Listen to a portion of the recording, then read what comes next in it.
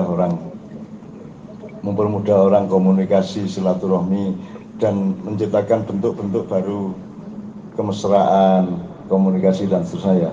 Tapi tidak pernah ada hitungan akhlak, tidak ada perhitungan. Banyak mana mas cahaya medsos dibanding kegelapan yang diciptakan medsos.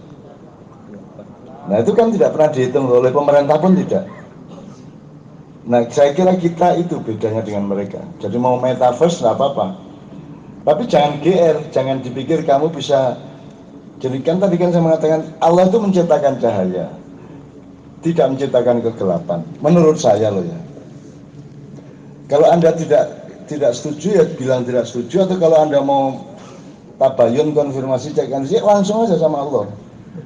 Gusti sampean niku ndamel kegelapan ta mboten gitu kan. Terus Allah jawabnya ludrukan rasa karep-karepku.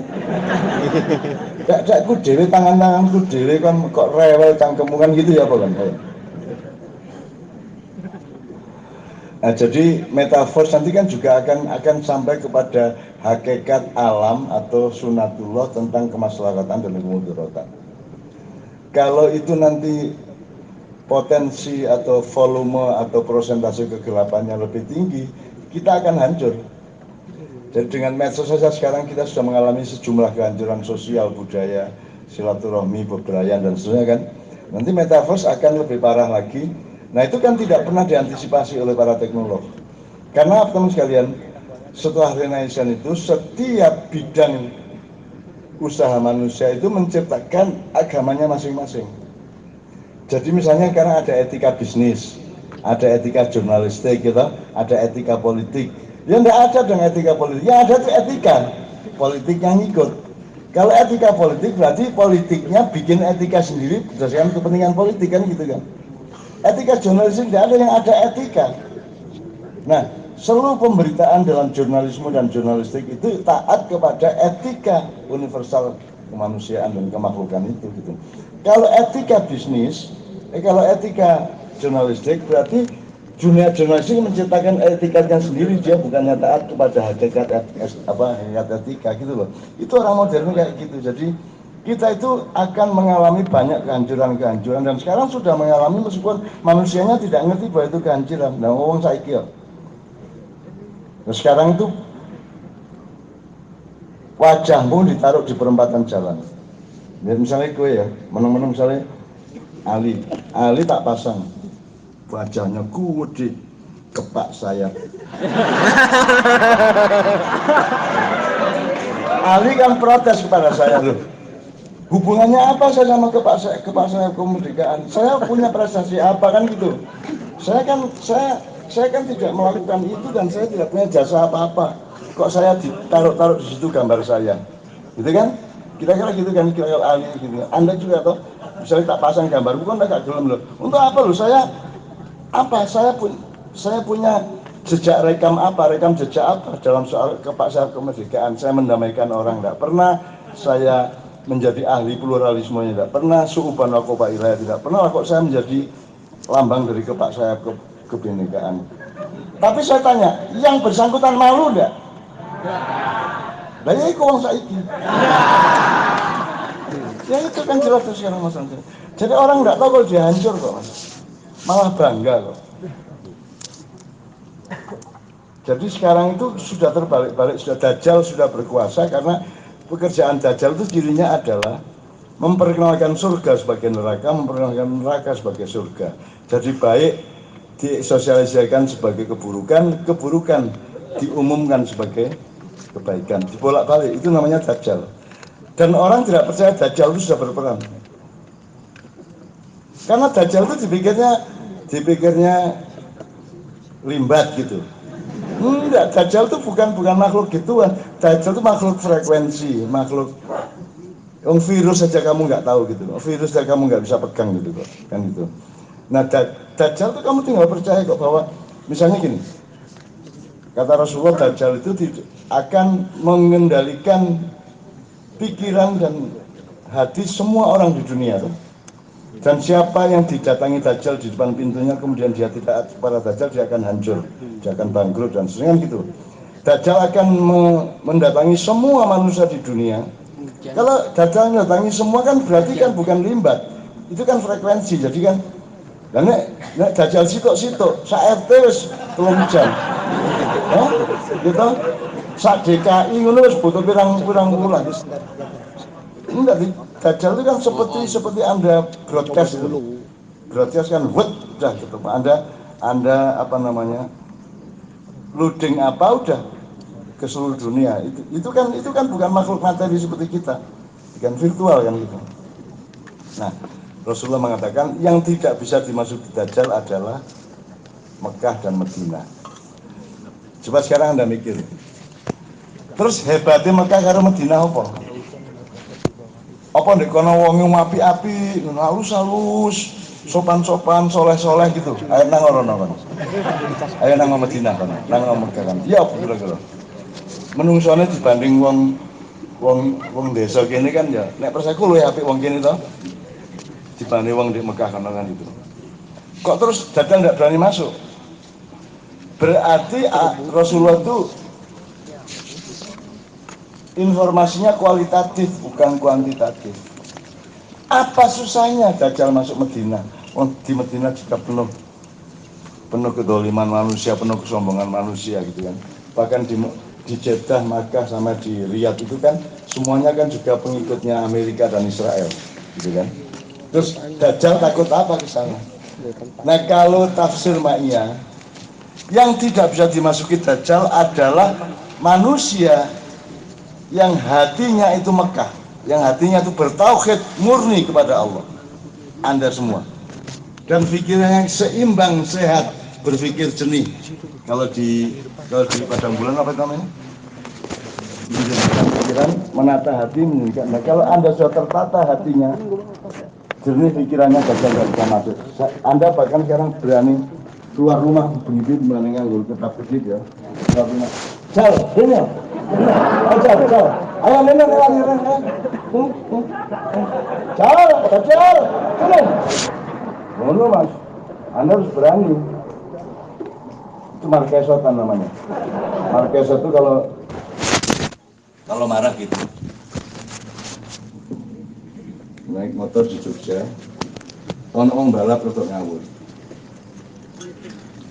Terus duduki sampai lampu merah. Terus masih mudun.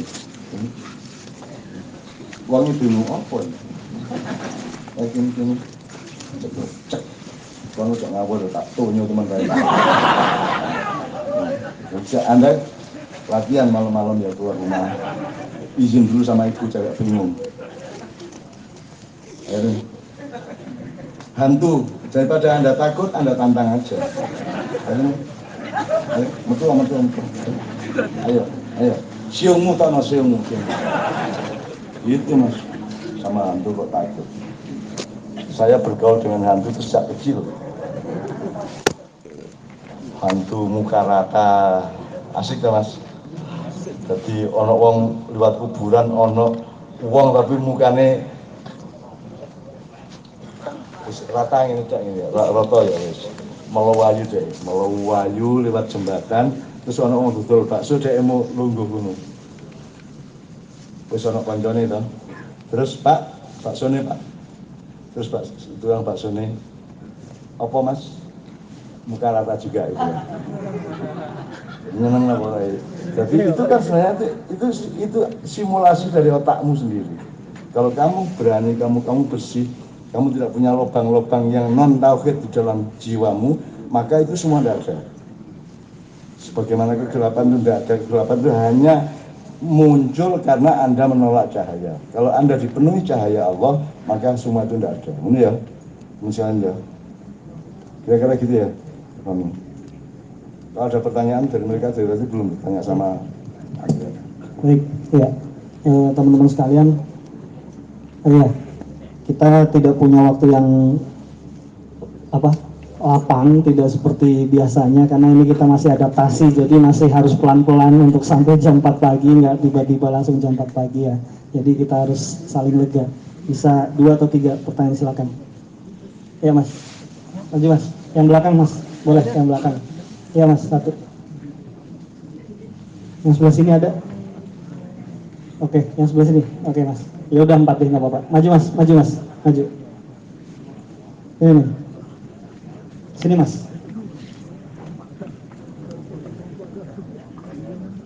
Mas Ali bisa dibantu mic-nya dikasihkan ke mas. Baik, silakan kenalan dulu mas, dari mana namanya, monggo langsung. Cek. Assalamualaikum warahmatullahi wabarakatuh, Mbak Nun dan teman-teman penduduk cinta. Kalau kenalan ya, ini kan temanya penangkal petir. Nah, sebelum petir itu ada badai, sebelum badai ada hujan, sebelum hujan ada angin. Angin itu bahasa Jawanya Bayu itu saya.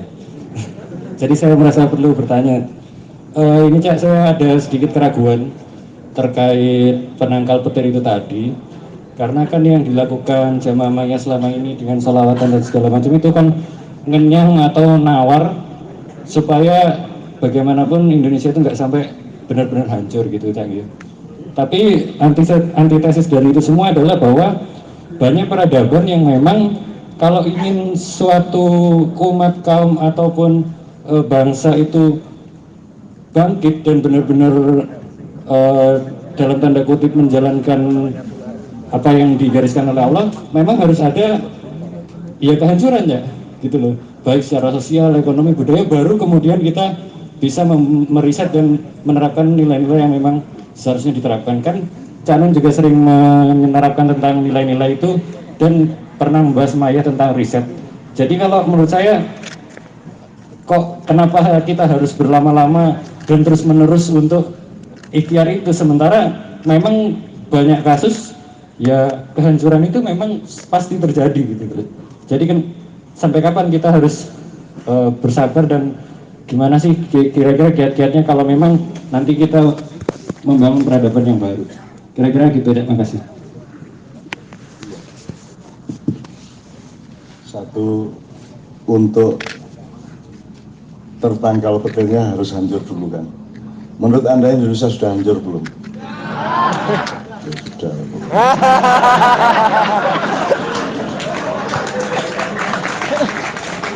Nomor 2, kenapa berlama-lama sih? Berlama-lama itu sopo. Kita itu cuma datang bahagia, bersyukur gitu, menikmati tahadus bin nikmah di antara kita bersaudara tanpa hubungan darah gitu. Udah, kita juga tidak sedang merencanakan apa-apa kok mas. Rencana kita cuma satu, jangan sampai tidak melakukan yang Allah perintahkan, cuman itu kan. Cuman kita nggak nunggu apa-apa juga, kita tidak akan revolusi, tidak akan apa. Mau diapain, mau sudah kayak gini, terserah Allah. Terserah jadwal hancur dan tidaknya, terserah Allah juga.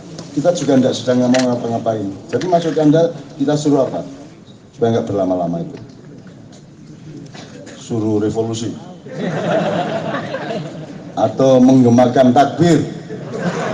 Takbir! Ono apa rek? Coba Anda ingat satu hal ya, ini agak ekstra ya. Anda ngomong Allah Akbar kok nggak ada sebabnya, kan harus ada sebabnya. Ada asal-usulnya sehingga Anda bilang Allahu Akbar. Kan misalnya ono arek wedok liwat wong ayu nih, Masya Allah. Terus ono meneh liwat meneh seksi, subhanallah. Terus ono siji meneh seksi ayu pisan, alhamdulillah. Harus ada sebabnya. Nah, Anda nggak bisa hanya karena teriakan takbir terus Anda Allahu Akbar. Ono apa? Terus malaikat ono apa ya? Ono apa? Gak pada Allahu Akbar. Dan hidup ini oleh Allah diletakkan pada posisi pra alhamdulillah. Anda tahu Al-Fatihah itu ta'awud itu kan anunya, etikanya ya ta'awud, terus bismillah itu kan apa namanya, regulasi dasar untuk semua ayat semua. Tapi kan ayat pertama Al-Fatihah kan alhamdulillahirabbil alamin. Jadi kita itu belum apa-apa sudah alhamdulillah, berarti sebelum alhamdulillah kan harus menghayati hidup dulu. Harus punya penghayatan yang cukup panjang dan mendalam sehingga Anda sah untuk bilang alhamdulillah. Kalau Anda ini gak lapo-lapo moro-moro Allahu Akbar, alhamdulillah, ono apa rek? Gitu kan. Ono apa kok alhamdulillah gitu. Mungkin ya gak kerasa apa-apa gitu alhamdulillah gitu kan. Itu kalau manusia dia mengenal dialektika sebab akibat, ya, hulu hilir, gitu kan, awal akhir dan seterusnya gitu loh. Nah jadi kita juga tidak sedang menjalankan apa-apa, kita ini ridho saja terhadap apa yang Allah kehendaki untuk diri kita.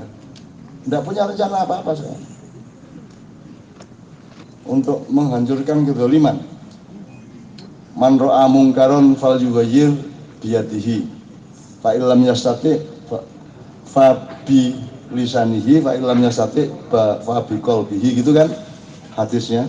Barang siapa melihat kemungkaran, hendaklah dia merubah dengan tangannya, maksudnya dengan perilaku konkret, demo, revolusi, kudeta dan seterusnya itu ya. Kalau tidak bisa ya dengan kalamnya, dengan kritik, medsos, media gitu ya. Kalau tidak bisa ya dengan hatinya, doanya gitu. Dan kata Rasulullah itu selemah-lemah iman. Ya sudah, kita lemah iman aja. Singarannya aku kuat imanku ya sopo dulu. Anjir lemah kok. Cuman tapi sekarang ngomong apa di Indonesia ini? Ngomong apa kepada telinga yang tuli?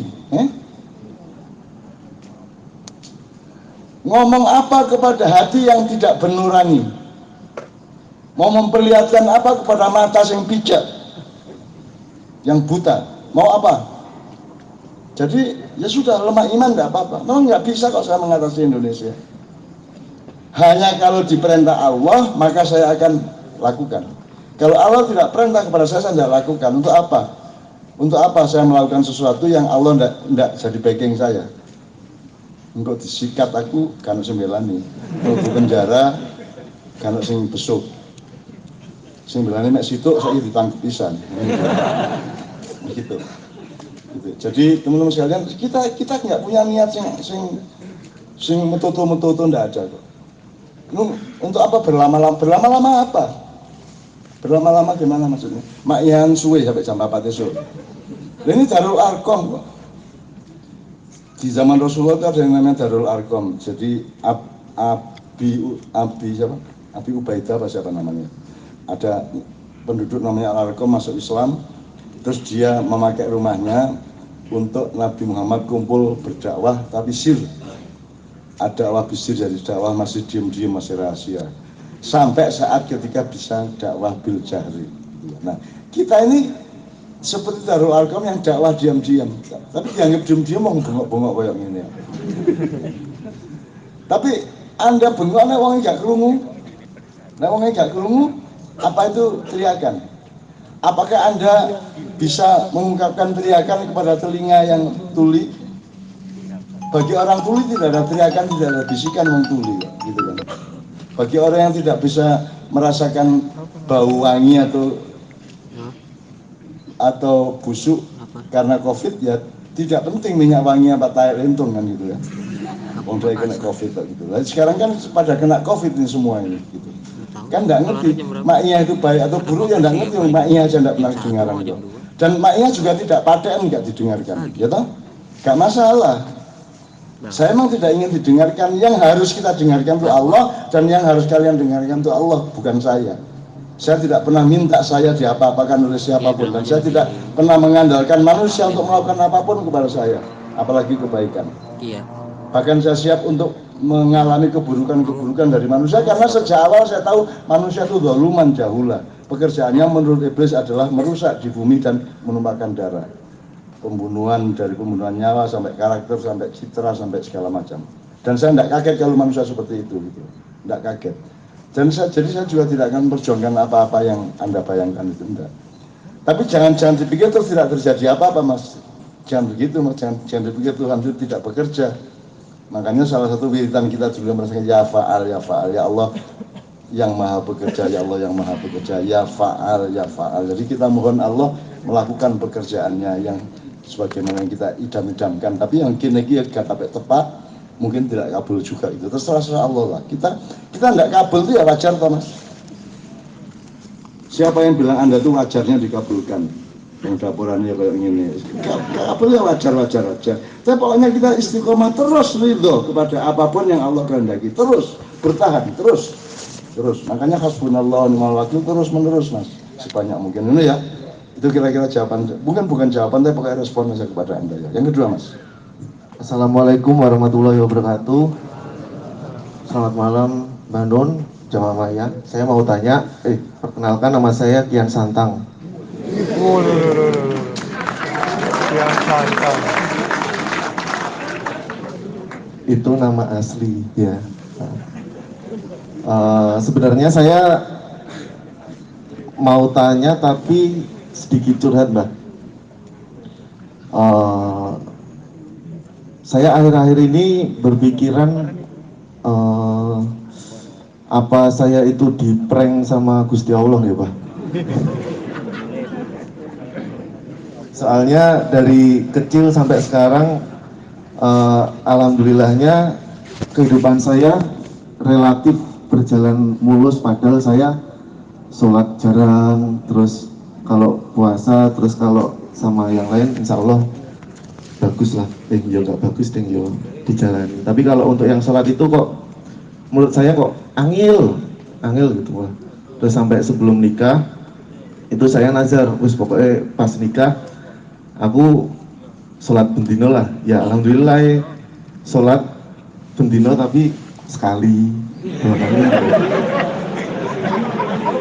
Yang saya tanyakan Nih, ada teman saya lain dari Sidoarjo. Jadi sembayangnya kan usolli fardul maghribi, usolli fardul isya'i, usolli fardul subhi.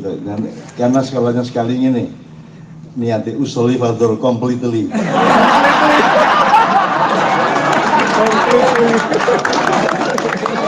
Yang saya tanyakan, oh ya, terus habis itu keinget kata-kata bapak saya gitu kan pas habis curhat-curhat gitu.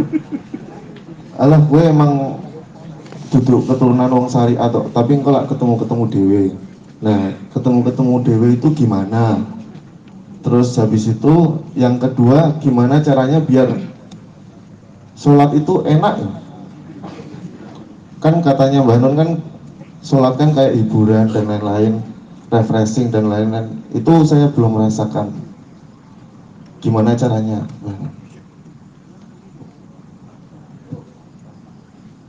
Oh, wis ta. Ini Kian Santang kok Pulau Gajawan. Saya ulangi yang usolli fardul completely. Ada andillah ta'ala Allahu Akbar. Terus malaikat maksudnya komplit itu ya apa? Ini sedoyo apa kok pisan iki? Nggih subuh, nggih zuhur, nggih asar, nggih maghrib, nggih isya, nggih salat Id, Jumu'an. Siji. Usolli fardul completely.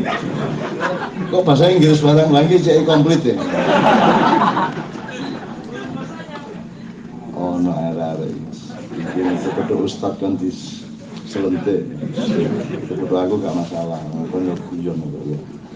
Tapi gini mas, maksudnya kan bagaimana supaya sholat itu nikmat, menjadi zona bahagia, zona nyaman. Nah sing sholat apamu? Dia harus dikontekstualisir, harus dicari kontennya, muatnya. Kenapa kamu sholat itu kan? Untuk apa kamu sholat kalau kamu tidak membawa kontennya? Kontennya itu ya, lah niatmu apa? Apa bersyukur, apa? Kan gini mas, sholat itu kan rahmat Allah yang luar biasa. Karena apa? Kan sholatmu kan seperti yang diajarkan Rasulullah atau Allahu Akbar, takbiratul ihram, al-fatihah, surat, terus ruku dan seterusnya sampai sujud, ngatik meneh dan seterusnya, tahiyat gitu ya. Seandainya manusia itu disuruh rundingan sendiri sholat tuh gimana gitu, kira-kira ketemu ndak? Mesti ono partai, itu mah ono partai completely, ono partai. Bentuk sholat itu sendiri kan ndak mungkin kita rundingkan tuh mas. Kan yang punya ibadah mahdoh hanya Islam tuh mas. Jadi kita beribadah mengabdi kepada Allah itu dengan bentuk yang Allah tentukan, bukan kita karang sendiri. Sebab kalau kita mengarang sendiri itu namanya muamalah, itu namanya ibadah muamalah, ibadah bil muamalah gitu.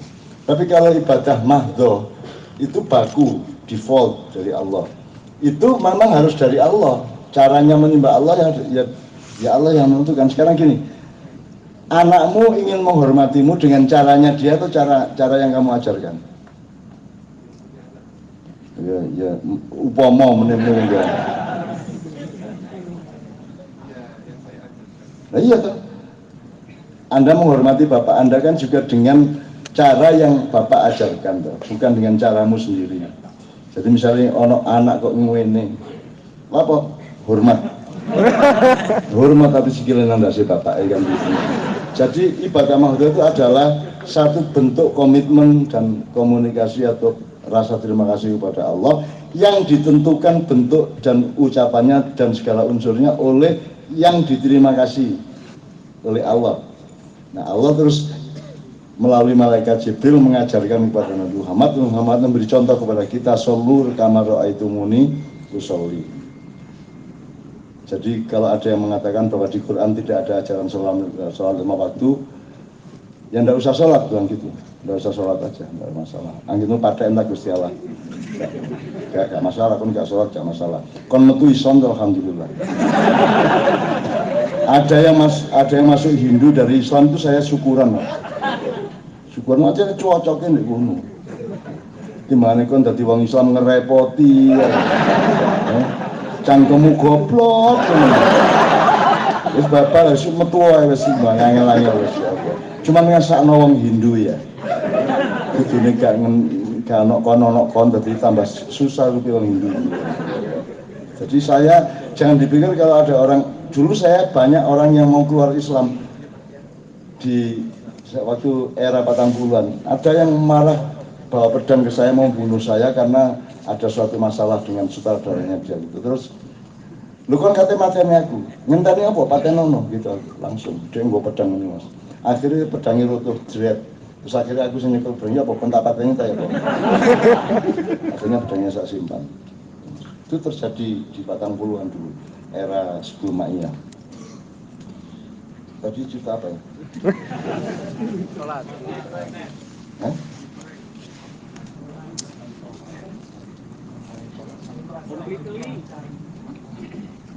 Dan yang saya bisa ngomongkan sebelum pedang tadi.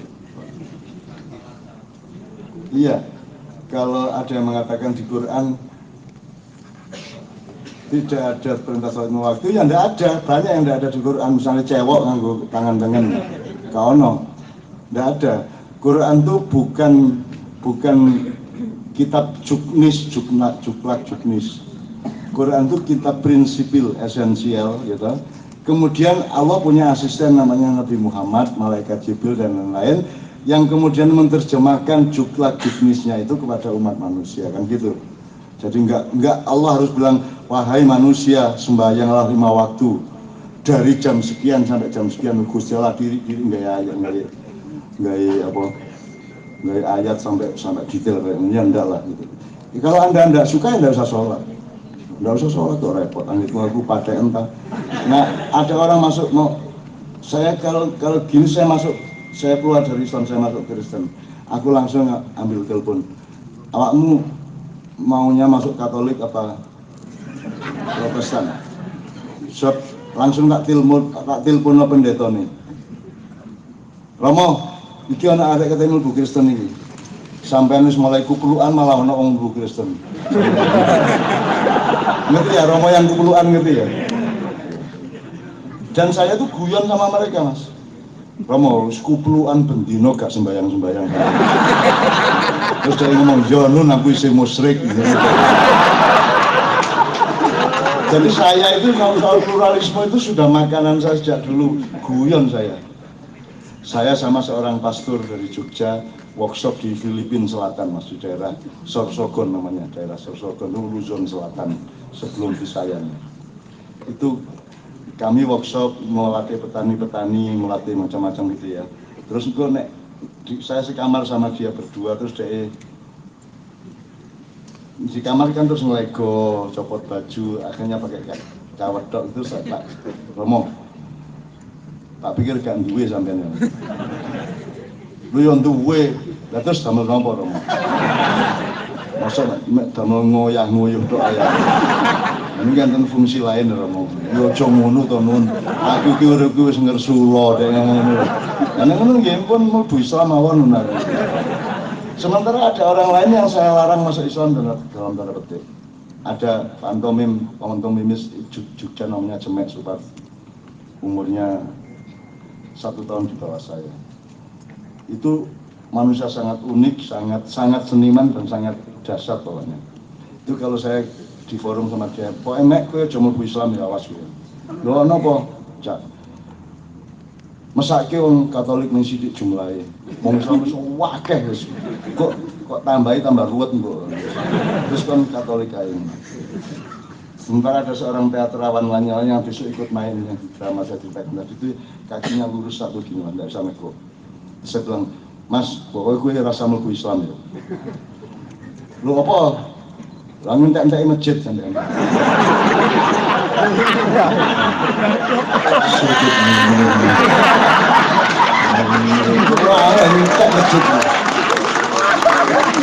Jadi sepanjang Anda bisa mengukur guyonnya itu pantas apa tidak dengan respondennya kan tidak ada masalah, Mas.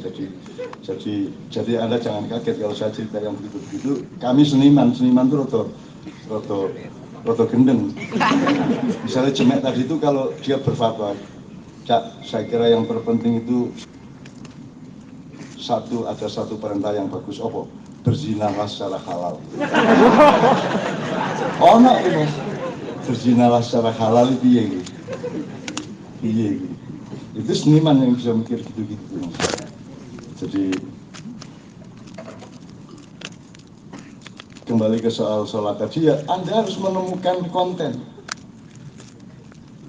Kenapa Anda sholat?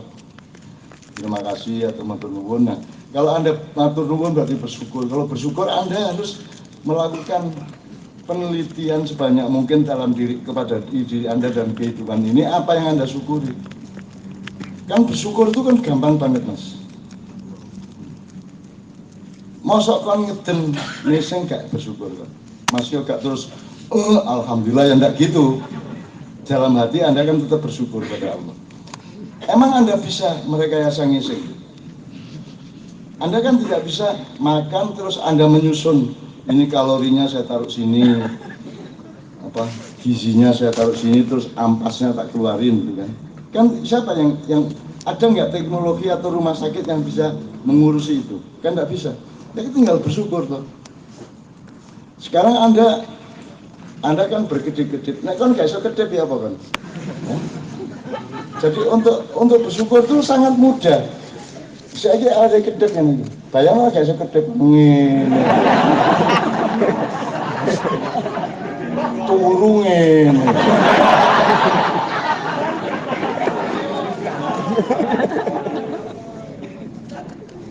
Itu saya dulu di desa. Desa itu jenenge patrol itu nek desa jenenge TikTok. Karena TikTok kata jadi namanya TikTok. Jadi nek jam 3 esuk, jam 2 esuk ngene iku ana arek-arek TikTok. Kok langgar keliling desa TikTok. Mama Kali ada orang namanya Mama Kali, matanya kayak gini. Mama Kali tangi. Gitu kan? Wes rek, wong jengen gitu. Saya senang sekali. Saya itu kenangan indah di desa saya itu luar biasa. Semua itu menjadi rasa syukur gitu. Masya Allah. Tangi kemakali, wes rek, jek merung. Masya Allah. Yang tadi kayak Fi Sati Radiyal gitu. Rodia, bapaknya jenenge Pi, mbaknya jenenge Satir. Terus ada ngaji di langgar di Buwanterno. Pi Satir Rodia. Yesus. Nah gitu itu kan harus dengan cinta, Mas. Harus dengan rasa menikmati. Jangan tegang dengan fikih dan syariat. Ngawur Quran juga tulinan. Di tempat saya nggak ada yang tidak dijadikan komedi. Di desa saya, bapaknya namanya Wakjan, istrinya namanya Pak Tamu, Bu Tamu ya. Anaknya sing gede jenenge Supirman, irunge gede. Duwe adik meneh jenenge sapa jenenge Syariat atau sapa iki tembem. Semono duwe adik meneh iku Bindeng itu ya. Ngono iki arek mlaku ndek ngarepe mewak jan iki karo nyanyi. Karo mulya maca puisi, wajan nrimo tamu. Ngene iki tamu lah bojone ya. Ditanggapno pendul karo tembem. Nah, adiknya tembem ini kepalanya gede, jadi kok gendoling gede itu kayak gendoling mas. Wajan nrimo tamu, ditanggapno pendul karo tembem, ditabui gendoling. Ngono mas, iki karo liwat ngarepe wong karo ngenyek ngene iku mas. Wah, semua dilakukan kalau di desa saya, semua. Ono keluarga sing parah ngono ya diaransir. Wah, macam-macam mas. Saya sendiri itu kan pernah disambleki ayah saya karena saya tuh ngaji di speaker masjid di depan rumah saya itu ngaji cara Menduro. Pojarot tak balang rukun manuk kuntul tak balang mabura sadaqallahul adzim. Kurang ajar kan ya.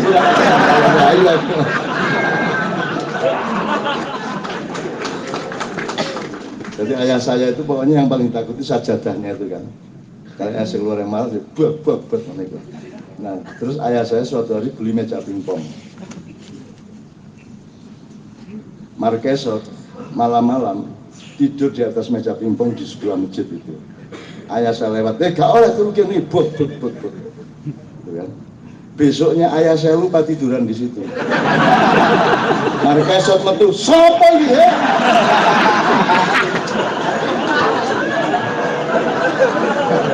Wah, indah. Zaman dulu tuh hidup itu indah.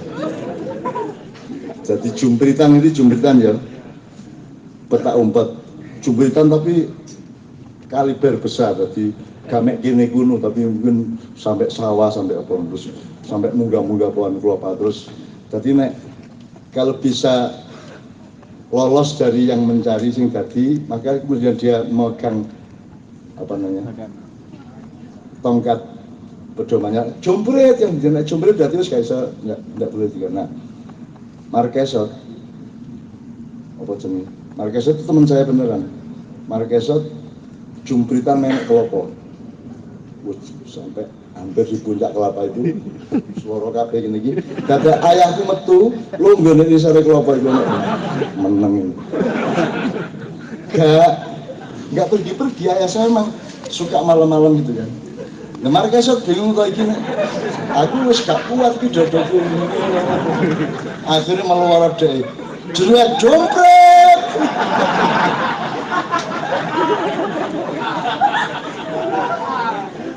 Nah, temukan kenikmatan dalam sholat. Kenapa Anda sholat? Karena Anda menemukan kenikmatan dengan sholat. So, kalau tidak sholat, Anda kewo sama Allah. Tidak matur nuwun, tidak ya gak duwe sungkan, gak duwe izin, gak sopan barang Mas. Maksud gak matur nuwun. Wong begitu banyak hal yang kita nikmati, yang menemukan rahmat Allah. Itu ya kira-kira Mas ya. Ngono ya. Semoga saya doakan Anda kian santang. Oke, berikutnya.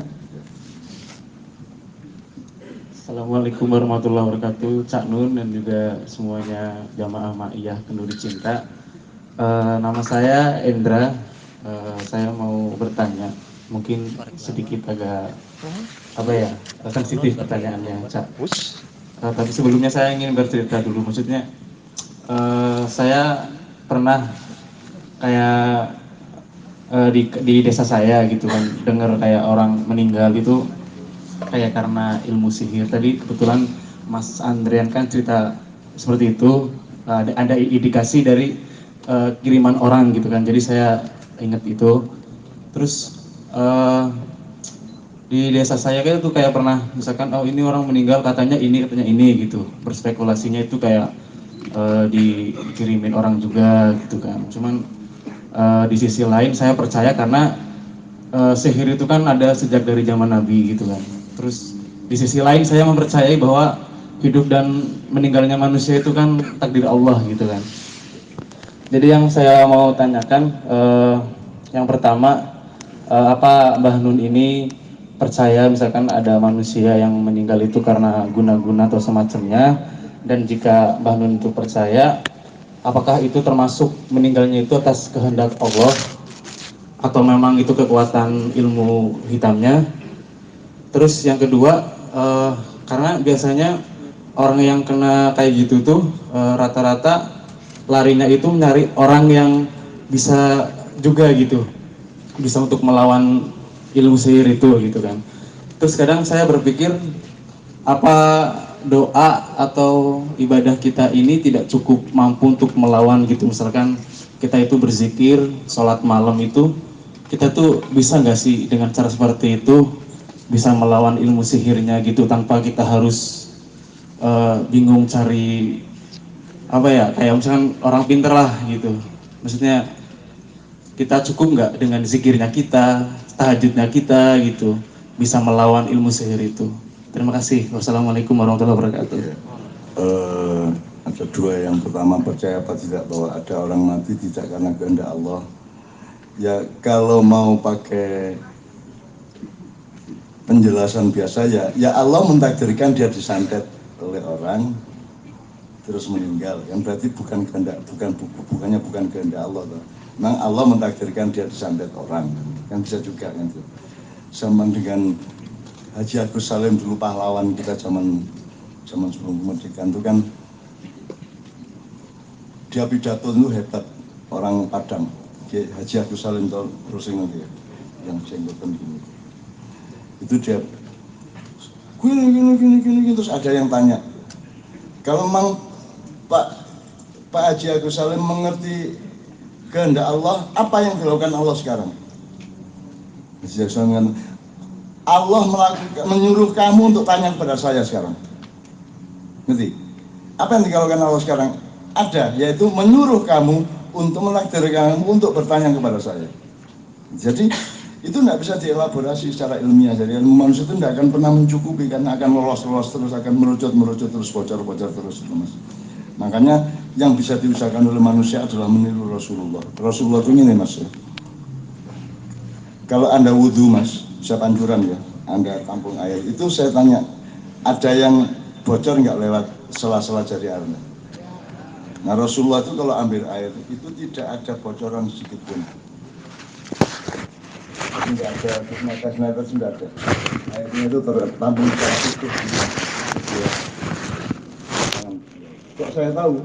Loh, saya lihat sendiri. Gimana? Loh ya? Ya waktu itu. Kenapa saya sama-sama kan yang ditanya sama. Jadi maksud saya gini loh, Mas. Hidup itu, Mas, Anda jangan bocor. Anda jangan ada sesuatu dimensi atau suatu unsur atau suatu apapun yang masih belum terangkum oleh keutuhan iman dan ilmu Anda. Makanya maknya itu kan nomor satu kan kelengkapan, Mas. Anda disebut ngomong politik ya tidak, ngomong budaya ya tidak, ngomong agama ya tidak, toh. Semuanya itu kita rangkum sedemikian rupa meniru mudah-mudahan seperti Rasulullah. Rasulullah adalah orang yang IQ-nya tertinggi sepanjang sejarah. Bahkan kalau malaikat diukur IQ-nya juga tetap kalah sama Rasulullah SAW, itu ya, Mas. Nah, jadi kalau mau merumuskan apa ada orang yang meninggal dua kali, enggak, semua kejadian itu di dalam kehendak. Ada 4 macam, Mas. Perintah Allah, izin Allah, atau dibiarkan oleh Allah. Jadi atau dibombong oleh Allah. Jadi kan 4 hal itu. Satu, sesuatu itu terjadi karena Allah memerintah, nama amruhu, ya. Sesuatu terjadi karena bukan Allah yang merintah, tapi dilakukan oleh manusianya, tapi diizinkan oleh Allah. Yang ketiga, sesuatu yang terjadi tidak dihalangi oleh Allah, dibiarkan saja. Yang ketiga. Yang keempat, dibombong oleh Allah. Nah, sekarang orang meninggal karena disantet itu bisa karena yang nomor satu, bisa kedua, bisa ketiga, bisa keempat. Keempat-empatnya ada alasannya, Mas. Misalnya, memang dia diperintah oleh Allah untuk mati seperti itu karena dia juga tidak, memang itu balasan yang pantas untuk dia misalnya ya.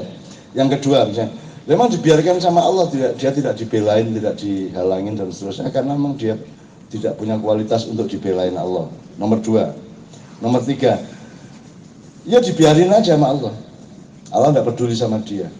Kan ada yang Allah itu tidak peduli sama manusia. Ada misalnya gini, orang yang mencari jabatan, orang yang nyalek, orang yang nyalon, itu Rasulullah mengatakan barang siapa meminta kekuasaan, maka Allah tidak turut campur terhadap apa yang dialaminya.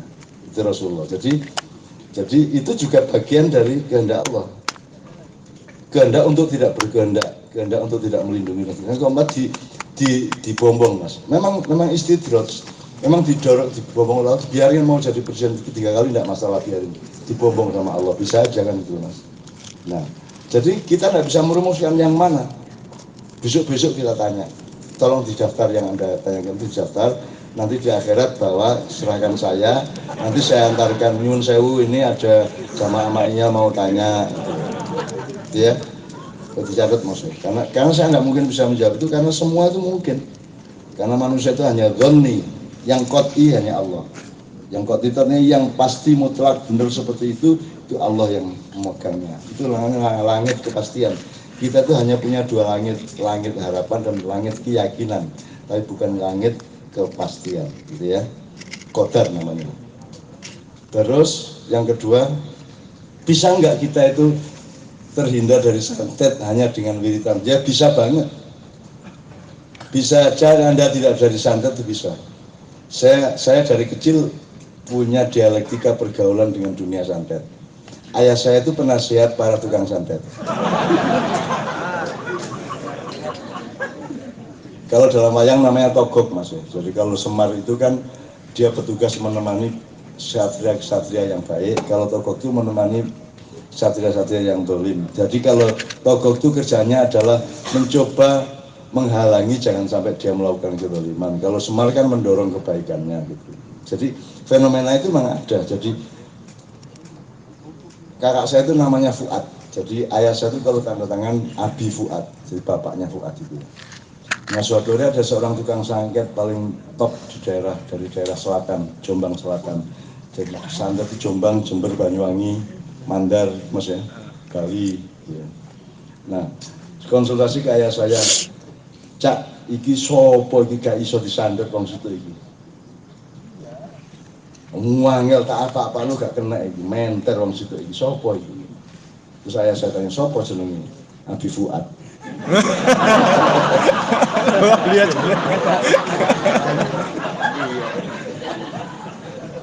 Jadi sangat bisa mas. Tapi pokoknya gini mas, jangan kasih lubang apapun untuk kedoliman ke dalam diri Anda. Anda harus utuh tauhidmu, penangkal petirmu itu utuh, sehingga tidak bisa Anda disandet. Emang saya nggak disandet, saya disandetin terus mas. Terus Kiai Kanjeng kemana-mana itu digangguin terus sampai pernah di Tuban itu tidur semua kok Kiai Kanjeng dobol arek-arek turu kabeh mas. Luwedak ini kabeh. Tinggal saya sama Pak Bupati, Pak Huda. Arek-arek turu kabeh mas. Di Mandar juga gitu tidur semua, kena semua. Tapi ya cuman di apa jenenge disirep. Ya.